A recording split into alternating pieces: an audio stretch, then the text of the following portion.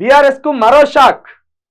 ఇట్లా పోతానేవరా ఏం నా షాక్ అనుకుంటే బీఆర్ఎస్ ను ఎంపీల కథం చేసినట్టున్నారు కదా.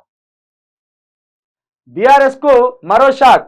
బీజేపీలో చేరిన జహీరాబాద్ ఎంపీ బీబీ పటేల్ పార్టీ సభ్యత్వం ఇచ్చిన బీజేపీ రాష్ట్ర వ్యవహారాల ఇన్ఛార్జ్ తరుణ్ చుగ్, లక్ష్మణ్, రాజీవ్ చంద్రశేఖర్ ఇటీవల బీఆర్ఎస్ కు రాజీనామా చేసి కాంగ్రెస్ లో చేరిన పెద్దపల్లి ఎంపీ, బీజేపీ చేరిన నాగర్ కర్నూల్. దయచేసి ప్రజలారా, బీఆర్ఎస్ పార్టీని కాంగ్రెస్ పార్టీ, బీజేపీ పార్టీ రెండు కలిసి అంతం చేయాలనే కుట్ర ఈ రకంగా కనబడుతుంది.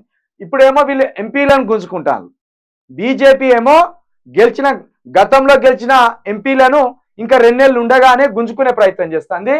ఎన్నికల తర్వాత, ఎంపీ ఎలక్షన్ల తర్వాత రేవంత్ రెడ్డి ఒక 15 మంది ఎమ్మెల్యేలను కొనబోతున్నట్లు కూడా తెలుస్తుంది. ఇందులో మేజర్గా రెడ్డి ఎమ్మెల్యేలు అమ్ముడు పోవడానికి సిద్ధంగా ఉన్నారు. కాబట్టి ఒకటి చెప్పాలి, ఎవరైనా పార్టీ మారితే ఖచ్చితంగా ఎమ్మెల్యేకు రాజీనామా చేసిన తర్వాతనే వాడు పార్టీ మారాలి. ఇట్లా దొంగతనంగా ఎంపీగా ఉండగానే పార్టీ మారి ఇగో అధికారంలో ఉన్న ఎంపీనే మారిండు అని అమ్మా ఎంపీలంతా మారిపోతాండ్రు, ఏదో జరగబోతుంది, టిఆర్ఎస్ ఆగం కాబోతుంది అంటే దాన్ని మనం పెద్దగా తీసుకోవాల్సిన అవసరం లేదు. 3 మారిండ్లు. పెద్దపల్లి నుండి సంతోష్ అనే ఎంపీ మారిండు, మొన్న నాగర్ కర్నూలు నుండి రాముల్ అనే ఎంపీ మారిండు, ఇప్పుడు కొత్తగా జహీరాబాద్ కు సంబంధించిన బీబీ పటేల్ అనే ఎంపీ కూడా బీజేపీలో చేరిండు. దీన్ని బట్టి మోదీ నుండి, అమిత్ షా నుండి బీఆర్ఎస్ ని ఖతం చేయమని ఎలాంటి సంకేతాలు ఇక్కడ ఉన్న రాష్ట్ర బీజేపీ అధ్యక్షునికి అందుతున్నాయో మనం స్పష్టంగా అర్థం చేసుకోవచ్చు. దయచేసి మరీ చెప్తున్నా, ఇట్లా మేము మాట్లాడడం వల్ల మీకు కొంత బీఆర్ఎస్ సపోర్ట్ చేస్తాండేమో, వీడు చిలక ప్రవీణ్ అనే వ్యక్తి బీఆర్ఎస్ సపోర్ట్ చేస్తాండేమో అనిపిస్తాను. వీటిని ఖండించకూడదా?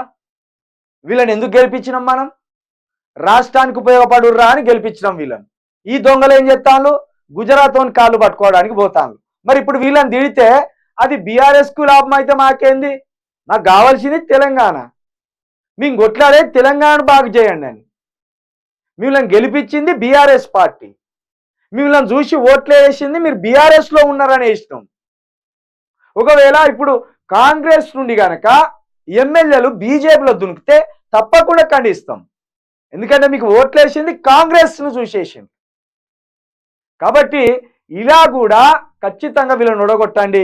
బి రాముల్ని ఓడగొట్టండి, బీబీ పటేల్ ను ఓడగొట్టండి, పెద్దపల్లి నుండి మొన్న ఒకడు మారిండు సంతోష్, వాణ్ణి ఓడగొట్టండి. వీళ్ళు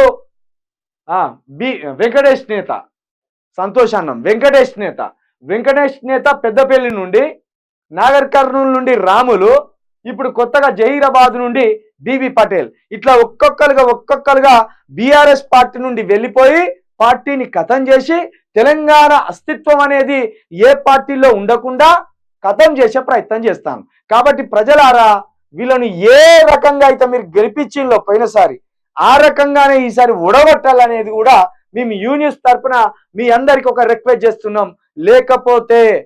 లేకపోతే ఢిల్లీ వన్ చేతిలో, గుజరాత్ వన్ చేతిలో ఈ తెలంగాణ ప్రజలు కీలు బొమ్మలయ్యే రోజు వస్తుందని కూడా మరొక్కసారి మీ అందరికీ హెచ్చరిస్తున్నా, 100% హెచ్చరిస్తున్నా.